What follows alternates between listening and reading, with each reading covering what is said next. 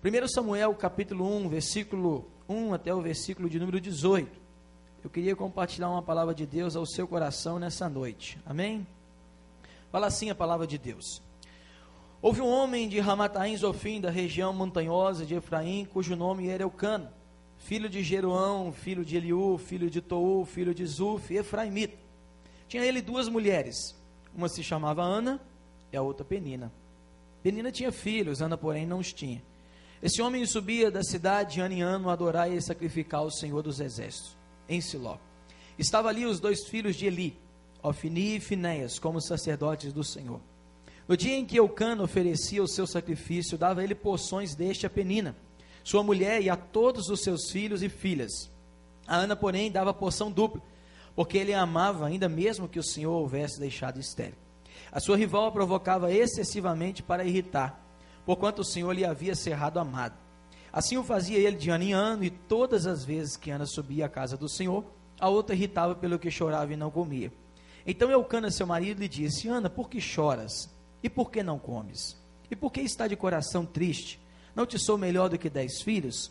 Após terem comido e bebido em Siló, estando ali o sacerdote assentado numa cadeira, junto a um pilar do templo do Senhor, levantou-se Ana, e com amargura de alma orou ao Senhor e chorou abundantemente. E fez um voto, dizendo ao Senhor dos Exércitos: se benignamente atentares para a aflição da tua serva, e de mim te lembrares da tua serva, te não esqueceres, e lhe deres um filho varão, ao Senhor darei todos os dias da sua vida, e sobre a sua cabeça não passará navalha. Demorando-se ela no orar perante o Senhor, passou Eli a observar-lhe o movimento dos lábios.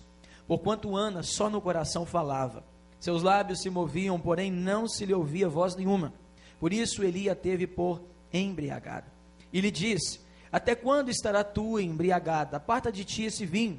Porém Ana respondeu: não, Senhor meu, eu sou mulher atribulada de espírito, não bebi nem vinho, nem bebida forte, porém venho derramar da minha alma perante o Senhor. Não tenha, pois, a tua serva por filha de Belial, porque pelo excesso da minha ansiedade e da minha aflição é que tenho falado até agora. Então lhe respondeu Eli: vá em paz, e o Deus de Israel te conceda a petição que lhe fizeste. E disse ela: acha tua serva mercê diante de ti. Assim a mulher se foi o seu caminho e comeu, e o seu semblante já não era triste. Amém? Vamos orar mais uma vez? Feche os seus olhos. Pai, agradecemos ao Senhor por essa noite, por cada adoração, por cada vida que está aqui. Te agradeço por estar junto com os meus irmãos, pela vida do pastor, que o Senhor possa agora falar ao nosso coração através da sua palavra, e que nós possamos sair daqui alimentados, e o nome do Senhor ser glorificado. Nós assim oramos e agradecemos por tudo, em nome de Jesus. Amém. Amém? Meu irmão e minha irmã, nós estamos numa campanha. Essa palavra vai falar ao seu coração e vai alimentar a sua alma. Eu queria compartilhar uma palavra com você nessa noite sobre traumas. O que fazer com isso? Traumas, o que fazer com isso? Deixa eu fazer uma pergunta para você. Algum dia da sua vida, da sua história, você já passou por algum trauma? Algum momento da sua vida você já foi traumatizado por algum acontecimento que a vida te entregou e trouxe até você? O que você viveu? Como foi a história do seu passado? O que você experimentou na sua vida, que talvez alguma área, algum lugar, algum local, pode existir uma marca, uma pendência e um sentimento dentro da sua vida que te localiza ali um trauma. Eu queria compartilhar a palavra de Deus com você nessa noite exatamente sobre isso. Traumas, o que fazer com isso? Me lembro de uma vez, há uns anos atrás, eu fui até o dentista. Eu fui ao dentista arrancar o meu siso. E eu me lembro que eu cheguei ali e sentei naquela cadeira, e o dentista naquele momento então começou ali a aplicar anestesia. E ele começou ali com o motorzinho, começou ali a fazer os determinados moldes para que pudesse então arrancar o meu siso. Só que aconteceu que o tempo foi passando, o dente balançava para lá e para cá, o sangue ia saindo, aquele sugador estava ali na minha boca, e eu estava ali vendo aquele dentista naquele momento, mas o dente não saía. Lá no meio daquela sessão, daquele momento ali, ele vai e aplica um pouco mais de anestesia e continua ali a tentar arrancar o meu dente. E aconteceu algo. o dente não saiu, o dente quebrou. E ele continuou ali tentando arrancar o meu dente, tirar o meu dente, e passaram-se então um pouco mais de tempo, 1 hora e meia, 2 horas e pouco, e quase 3 horas o meu dente então foi sair. E o que acontece quando nós vamos até o dentista? Mas a gente sai do dentista, aquela anestesia então ela fica ali na nossa boca, e a gente vai para casa, e com o decorrer do tempo aquela anestesia aos poucos ela vai saindo. Só que eu cheguei em casa, passa 1 hora, passa 3 horas, passa 5 horas, e a anestesia não foi sumindo. Foi chegando o tempo da noite, a anestesia não desaparecia. Fui eu dormir, no outro dia quando eu acordei, a anestesia continuava na parte de baixo da minha boca. E passou então 2 dias, 3 dias, eu procurei o dentista, falei, olha, eu não estou sentindo essa parte de baixo. Ele falou, não, isso aí é com o tempo, daqui a pouquinho isso volta. E passou então 1 mês, passou 2 meses, passou 3 meses, passou 5 meses, passou 1 ano e por volta de 1 ano e meio, quase 2 anos, eu tive um rompimento na parte de baixo da minha boca. E o meu nervo da parte de baixo aqui, ele foi rompido. E eu perdi então a sensibilidade durante 1 ano e meio, quase 2 anos da parte de baixo. Era como se colocasse um fogo aqui embaixo, eu não sentia, apertava e não sentia. E durante 1 ano e meio, quase 2 anos, eu fiquei com essa parte de baixo sem sentir.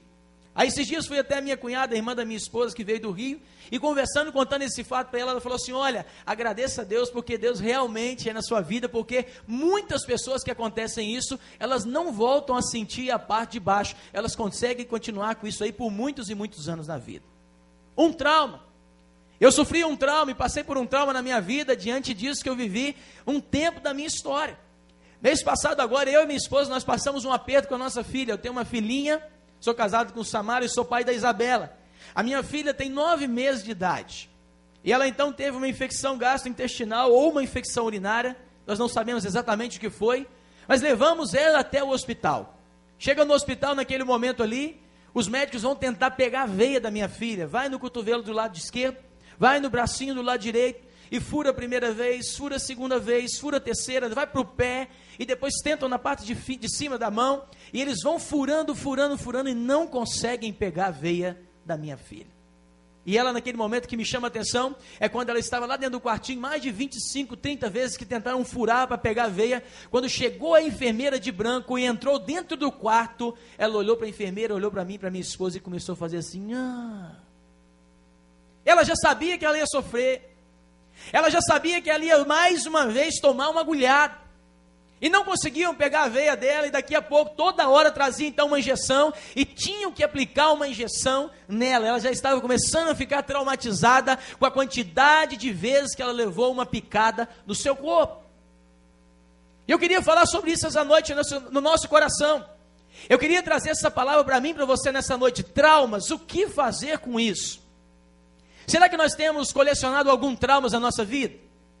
Será que nós temos trazido no nosso dia a dia, na nossa vida, na nossa bagagem, alguns traumas que nos abençoam, ou alguns traumas que vêm estar atrapalhando e amaldiçoando a nossa história?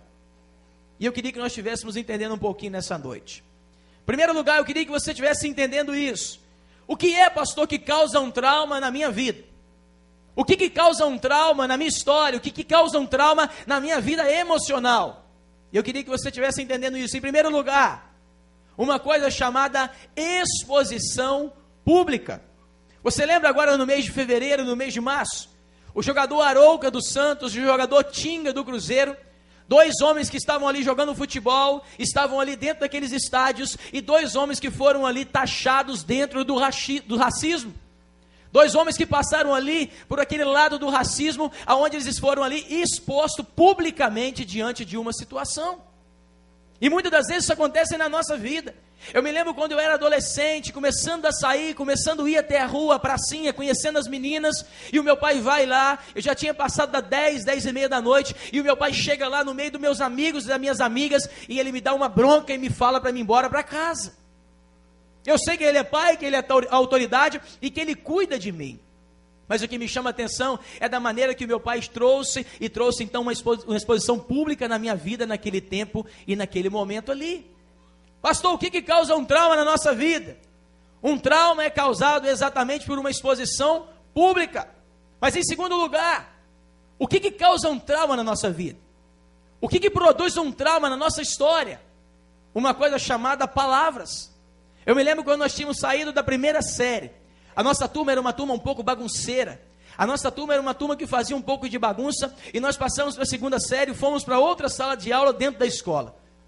E eu me lembro na primeira semana, a tia chama a turma, junta todo mundo e fala: olha, eu não quero que vocês fiquem conversando alto, eu não quero que vocês fiquem fazendo bagunça, eu não quero que vocês vão ao banheiro toda hora, eu não quero que vocês vão beber água toda hora, eu quero que vocês aprendam a se comportar. E eu me lembro que ficou aquele silêncio na sala de aula, todo mundo então começou a ter uma atitude e a se comportar de maneira diferente. E um dia aconteceu uma coisa engraçada, estava aquele silêncio na sala de aula, e a professora tinha passado um monte de matéria naquele quadro negro. E a gente estava copiando a matéria e começou um barulhinho, um pingo, uma goteira. Quando a gente olhou para o lado, do lado lá tinha um colega, e um colega que não teve coragem de pedir a professora para ir no banheiro, e ele fez xixi na calça e o xixi estava pingando no chão. O que produz um trauma, pastor? Palavras. Quem sabe talvez você está hoje à noite aqui na igreja e você tem liberado alguma palavra sobre a vida do seu filho. Você tem liberado alguma palavra sobre a vida do seu marido, sobre a vida da sua filha, sobre a vida do seu amigo ou da sua amiga, eu não sei. Mas muitas das vezes essas palavras vêm até mim e essas palavras vêm até você. Se nós olharmos aqui na Bíblia Sagrada, no capítulo 1, no versículo de número 6, nós vamos ver exatamente aqui o que Ana sofreu com a palavra que ela recebeu na sua vida. Olha o que a Bíblia diz. A sua rival a provocava excessivamente para irritar. Ou seja, Penina estava ali e ela tinha filhos, e Ana não tinha filhos do Senhor. A Bíblia diz que Deus havia cerrado a madre da mulher chamada Ana.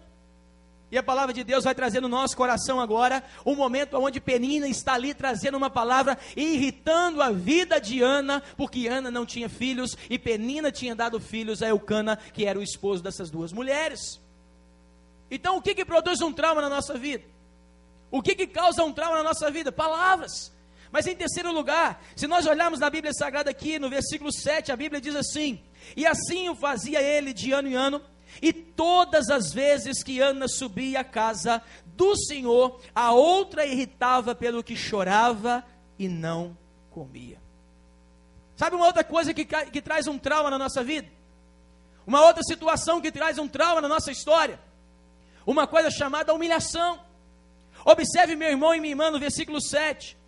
E assim o fazia ele de ano em ano. E todas as vezes que Ana subia à casa do Senhor, a outra irritava pelo que chorava e não comia. Agora diz a Bíblia que ela não está sendo somente irritada. Agora diz a Bíblia que todas as vezes que Ana sobe ali, a palavra de Deus vai dizer que Penina vai trazer uma palavra sobre ela, e aquilo está machucando o coração dela, na mesma área, na mesma esfera, no mesmo caminho, na mesma direção. E então a mágoa, o choro, aquele momento está trazendo ali uma área onde ela está se sentindo completamente incomodada. Humilhação. Ana estava se sentindo ali humilhada. Ana estava se sentindo ali completamente machucada. A humilhação estava vindo sobre a vida dela. Eu não consigo dar luz.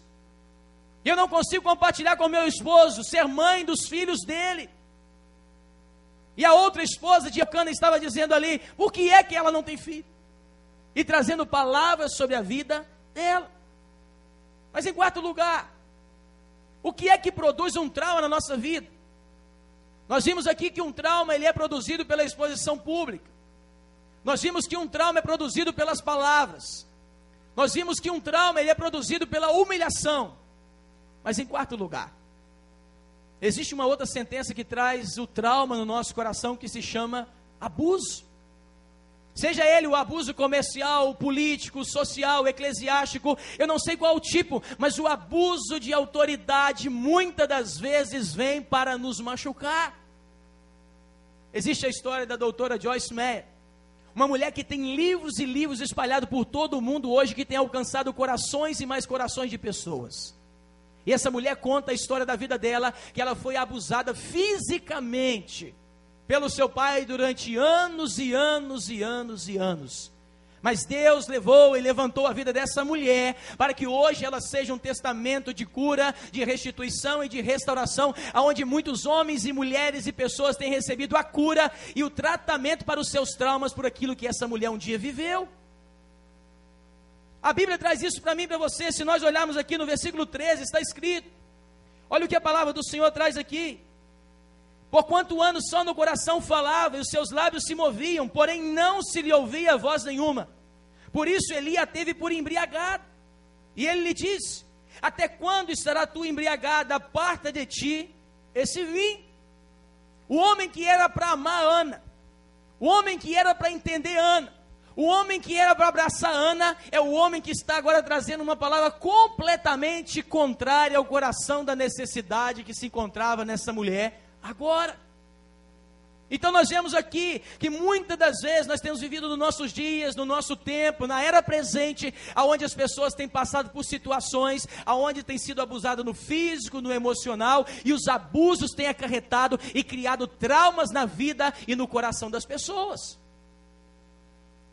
Mas eu queria que você estivesse entendendo aí de uma segunda característica. Nós falamos aqui o que é que causa um trauma. Mas eu queria falar nessa noite para você ainda o que é que um trauma produz. Porque nós vimos até agora aqui o que causa um trauma. Mas eu queria que você estivesse entendendo também nesse momento o que é que produz um trauma na nossa vida. E a palavra de Deus vai fazer aqui, vai trazer ao nosso coração o que é que um trauma produz. Em primeiro lugar, um trauma tem o poder de produzir na nossa vida uma coisa chamada bloqueio emocional.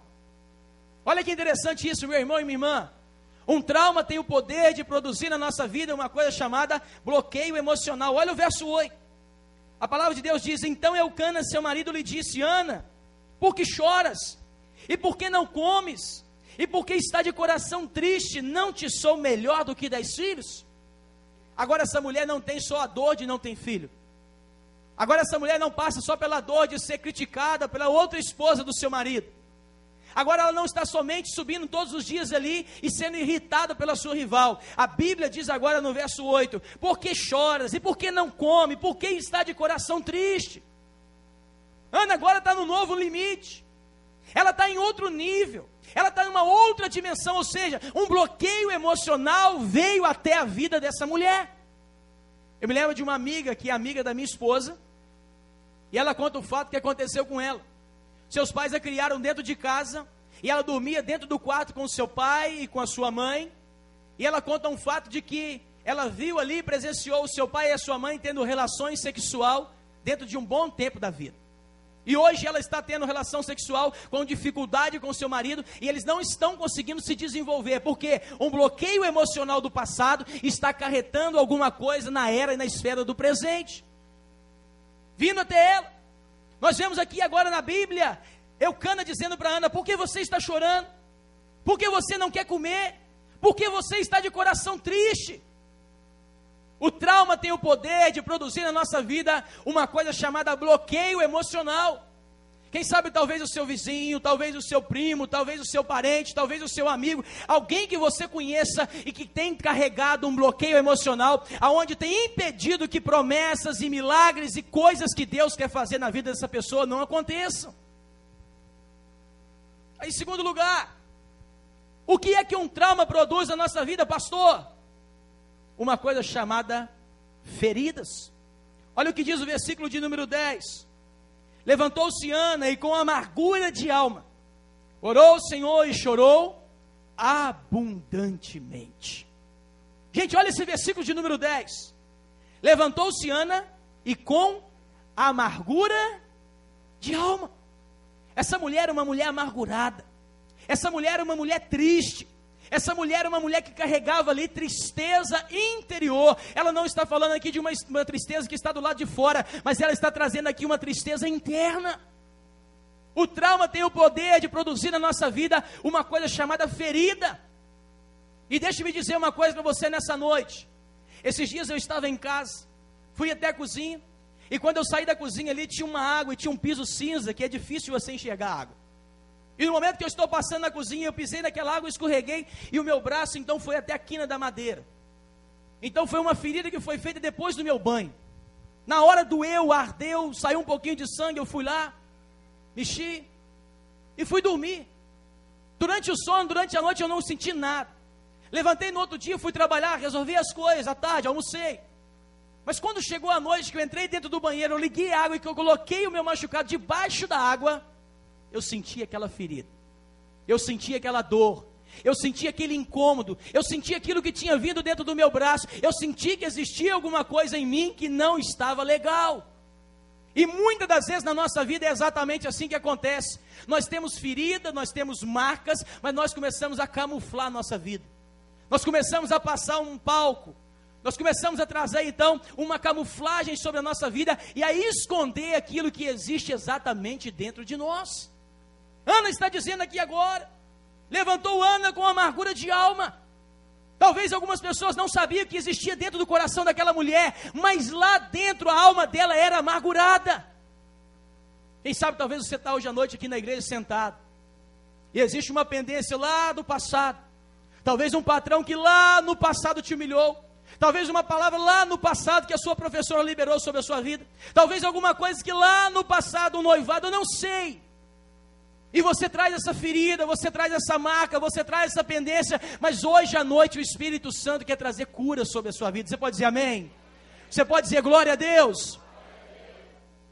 É interessante, irmãos, observar, mas ao mesmo tempo que Ana se levanta e diz, eu estou com amargura de alma, ela traz um segredo para mim, um segredo para você. Diz a Bíblia, orou ao Senhor e chorou abundantemente. Às vezes na nossa vida, nós achamos que chorar é algo que não é certo. Nós achamos que chorar é algo que não é correto. Mas Ana já traz aqui um ensinamento para a nossa vida. Essa mulher chora. Essa mulher tira aquilo que está estragado do lado de dentro e coloca para o lado de fora. Essa mulher não tem medo de colocar as lágrimas para o lado de fora, para que a fé venha entrar dentro do coração e trazer a certeza e a convicção do lado interior. E às vezes Deus quer que a gente entre dentro do nosso quarto e venhamos a desfrutar de uma coisa chamada quebrantamento. Ana nesse momento está vivendo exatamente isso. Pastor, o que um trauma produz? Um trauma produz uma coisa chamada ferida. Me lembro de uma mulher conversando conosco, dizendo, olha, quando eu era pequeno, meu pai e minha mãe passaram por muitas privações e dificuldades financeiras na vida. E nós passamos por muitos problemas financeiros. Hoje eu sou casado, hoje eu tenho minha família, hoje eu tenho meu trabalho, hoje eu tenho estabilidade junto com meu marido, mas eu carrego dentro de mim um medo de voltar a ficar pobre. O medo de voltar a desfrutar da pobreza. Por quê? Porque no passado um trauma que se instalou vem trazendo uma ferida até o dia de agora. Que tipo de ferida nessa noite o Espírito Santo está gerando e trazendo até o seu coração e que Deus nessa noite quer tocar? Mas em terceiro lugar, se nós observarmos o versículo de número 15, está escrito lá, porém Ana respondeu, não, Senhor meu, eu sou mulher atribulada de espírito, não bebi nem vinho, nem bebida forte, porém venho derramado a minha alma perante o Senhor. Terceiro lugar, o que um trauma produz e o que um trauma traz na nossa vida, pastor? Uma coisa chamada dor. Ana está falando aqui agora no versículo de número 15, eu sou mulher atribulada de espírito. Essa mulher não está falando assim, olha, eu estou aqui triste porque eu não consigo comprar um sapato de luxo.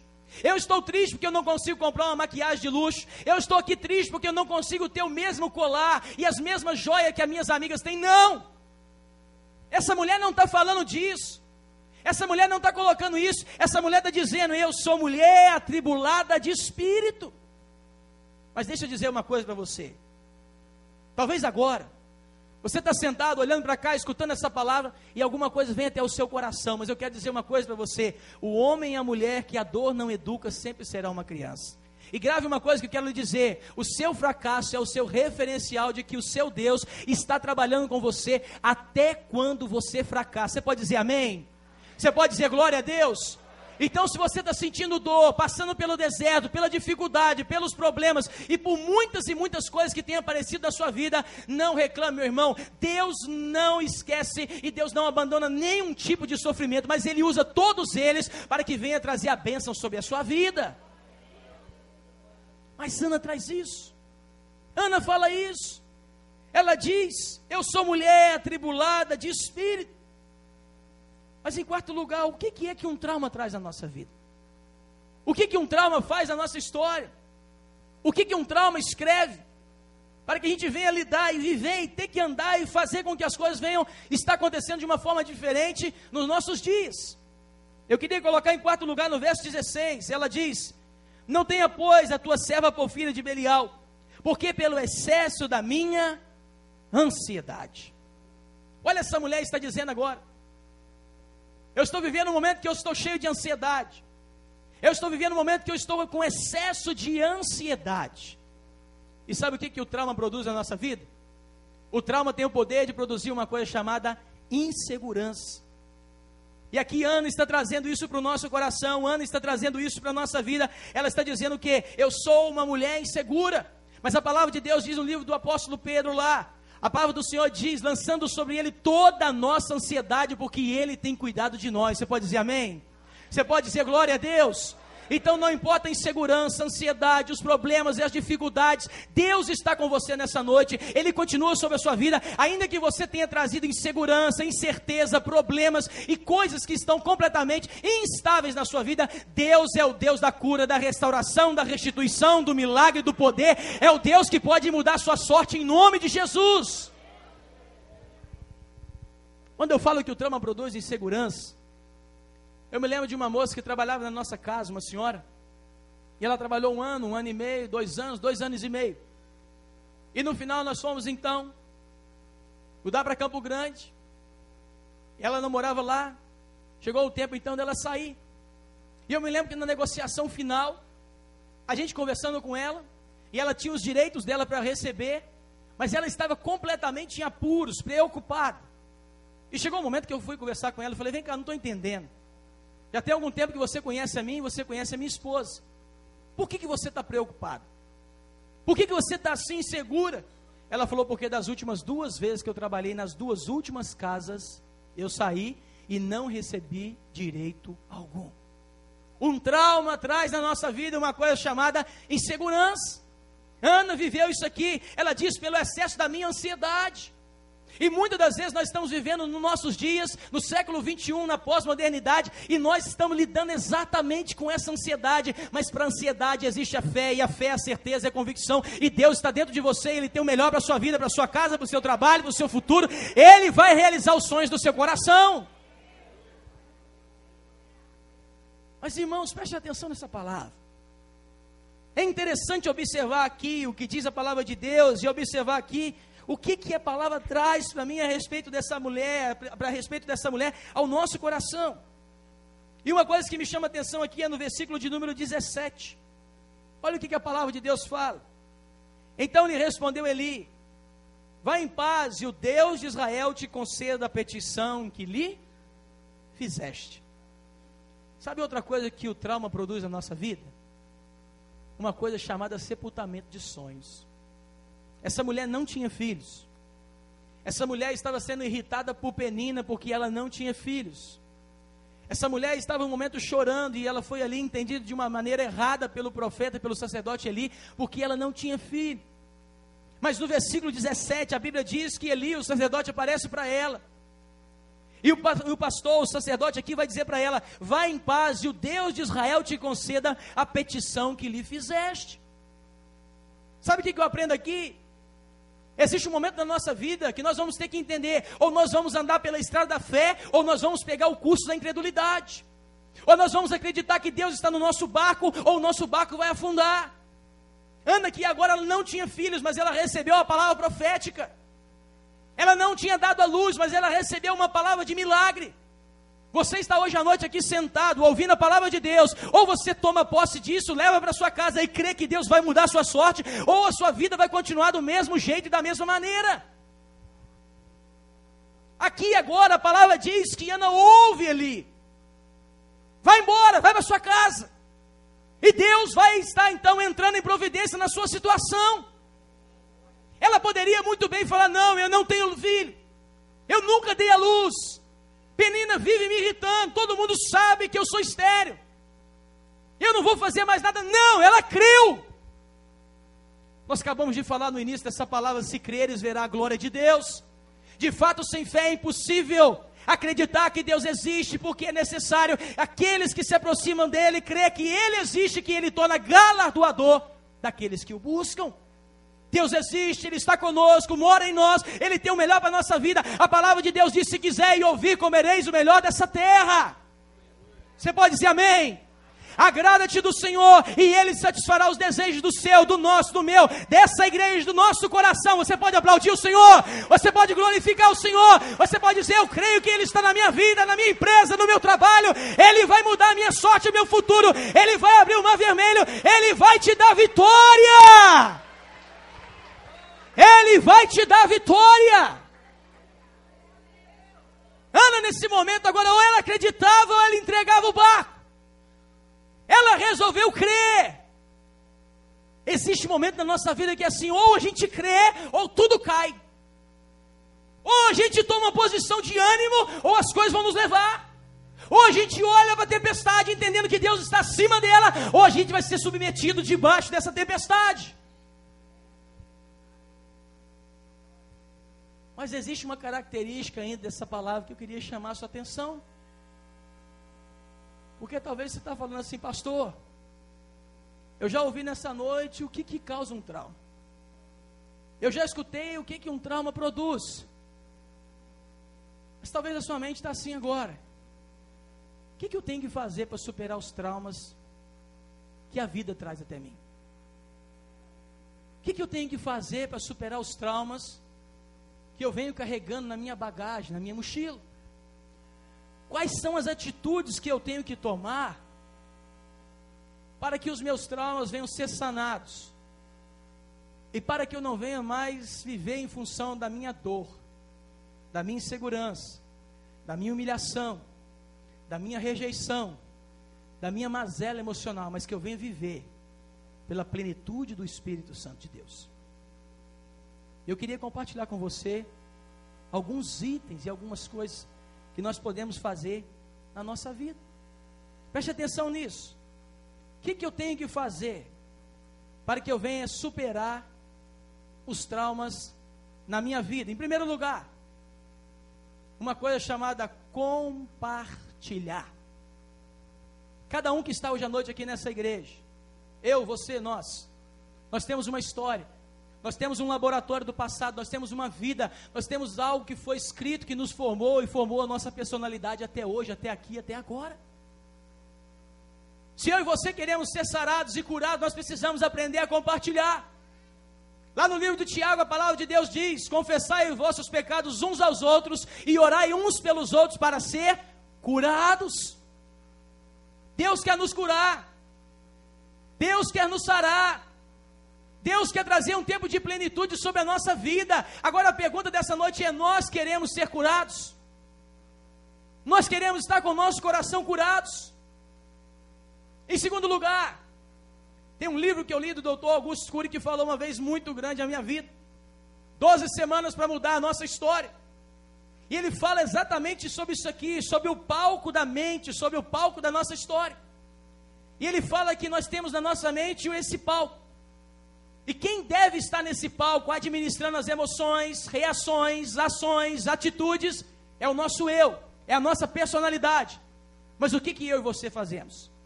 O que nós fazemos na nossa vida? Nós saímos do palco, e no palco da nossa vida atua o medo, a rejeição, a amargura, a palavra, a humilhação, o abuso e tantos sentimentos demoníacos que Satanás vem atuando e colocando a nossa vida no cabresto. Nós ficamos ao refém, nós não governamos os nossos pensamentos. Por isso que a palavra de Deus diz que nós devemos levar todo o pensamento cativo à obediência de Cristo. Ele deve ser a nossa mente, nós temos a mente do Senhor. Então nós precisamos aprender a reeditar o nosso inconsciente. O nosso inconsciente, sem a gente pensar e querer imaginar ou pensar, ele está querendo dominar e governar a nossa vida nos dias atuais. E ele fala exatamente disso. Às vezes no momento do medo, a fé tem que entrar. Às vezes no momento da incerteza, a fé tem que atuar. Às vezes no momento da rejeição, o amor de Deus tem que estar. Às vezes no momento onde você foi traído, você precisa voltar e saber que Deus pode restituir e curar a sua alma. O nosso palco tem que ser dirigido pelo Espírito de Deus. A nossa mente precisa estar situada debaixo da palavra do Senhor. Pastor, o que eu tenho que fazer para superar os traumas da minha vida? compartilhar, reeditar o nosso inconsciente. Terceiro lugar, volte para casa. Como é que está o relacionamento hoje com a sua família? Como é que está o seu relacionamento hoje com o seu pai? Quanto tempo você não dá uma ligada para sua mãe? Quanto tempo você não visita a sua avó que te criou, o seu avô que te visitou, a pessoa que cuidou da sua vida? Lembra do filho pródigo? Saiu de casa independente, pegou a herança, foi embora. E começa a viver regaladamente. Diz a palavra de Deus que acontece um momento que ele cai em si. E ele fala: o que eu vou fazer? O que eu vou fazer se nem mesmo a comida dos porcos eu posso comer? A Bíblia diz que naquele momento ali, ele fala: eu vou voltar para o meu pai. Quem sabe talvez, meu irmão, a cura para o seu trauma, a cura para a sua mazela, a cura para a sua rejeição, a cura para a sua dor, a cura para a raiz de amargura que está dentro da sua alma, é você voltar para dentro da sua casa, dar um abraço no seu pai, na sua mãe, na sua irmã, no seu irmão, e voltar para os laços que a família tem para te oferecer. Você pode aplaudir o Senhor pela sua família? Você pode glorificar o nome do Senhor pela sua casa, pela sua família, pela família que te ama. Volte para casa. Eu tenho certeza que o abraço do seu pai e da sua mãe vai ser um abraço que vai trazer cura na sua alma, que vai trazer cura no seu homem interior, que vai restituir a sua identidade. E para a gente caminhar para o final, pastor, o que eu tenho que fazer, pastor, para superar os traumas da minha vida? Compartilhar, reeditar o seu inconsciente, voltar para sua casa. E agora preste atenção nisso. Talvez a coisa mais difícil que Jesus pediu para mim e para você: perdoe. Passou, é fácil perdoar? Não.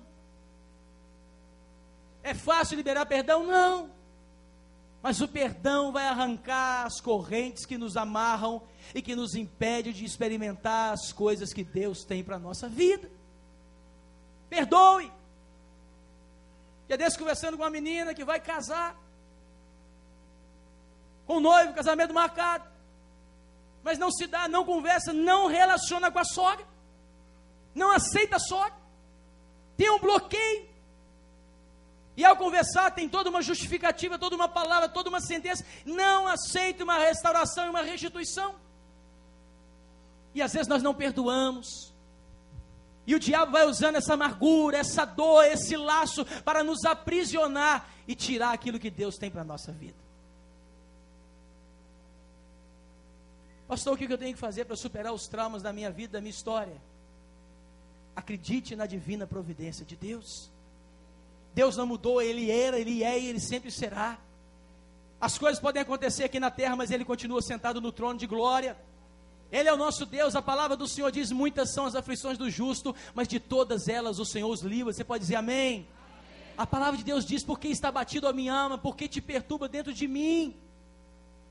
Espera em Deus, pois ainda o louvarei. Ele é o meu auxílio, Deus meu, Ele é o Deus da nossa vida. E eu queria fechar a palavra de Deus nessa noite. Se nós formos lembrar um pouquinho da vida de Jó, será que Jó foi um homem que passou por muitos traumas? Será que Jó foi um homem que colecionou alguns traumas na sua vida? Será que Jó, ao enterrar ali o primeiro, o segundo, o terceiro, o quarto, o quinto, o sexto, todos os seus filhos, foi traumatizado? Ao ver a esposa dele dizer para ele assim: amaldiçoa o seu Deus e morre. Ao ver o corpo dele completamente coberto de chagas, ao olhar para a realidade da vida dele e ver que ele perdeu tudo, quantos traumas Jó não teve? Quantos traumas Jó não colecionou e não viveu? Talvez você está aqui nesse culto da vitória, nessa campanha, nessa noite. Eu quero dizer uma coisa para você: Deus pode arrancar o seu trauma, mudar a sua vida, trazer um tempo novo na sua história e trazer felicidade e plenitude sobre você, meu irmão. Olha o que diz nos últimos 2 versículos da Bíblia, da vida de Jó. Porque quando nós olhamos para a vida de Jó, nós olhamos para Jó como um homem sofrido, um homem cheio de dor, um homem cheio de mazela. Mas a Bíblia fala assim: depois disso, viveu Jó 140 anos, e viu os seus filhos e aos filhos dos seus filhos, até a 4ª geração. Então morreu Jó velho e farto de dias. Olha para cá, para a sua mão assim. Eu quero profetizar sobre a sua vida, que você vai morrer velho e farto de dias. Deus tem o melhor para você, Deus tem o melhor para sua casa, Deus tem o melhor para sua família, Deus tem o melhor para sua história, Deus tem o melhor para você. Você vai morrer velho, farto de dias, você vai viver dias felizes, dias de alegria, de bênção, de paz e de plenitude de Deus na terra. Você pode dizer amém? Você pode dizer glória a Deus? Você pode aplaudir o Senhor e dizer aleluia, glória a Deus.